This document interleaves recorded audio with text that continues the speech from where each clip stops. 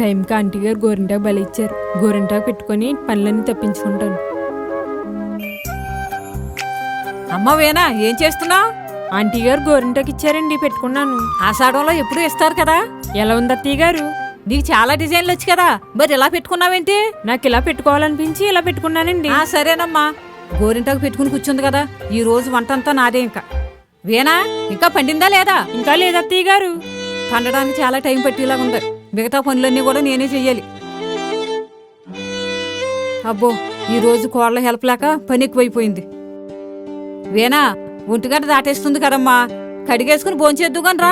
నేను అప్పుడే తిన్న అత్తయ్య గారు, మీరు చేసేయండి. ఇదేంటి, భోజనం కూడా చేసేలా లేదు? గోరింటాకు పండే వరకు ఇంకేం చేయదేమో. వద్దంటే తెచ్చేసారంటండి, ఎలా తిన్ను? నేను తినిపిస్తాను కదమ్మా.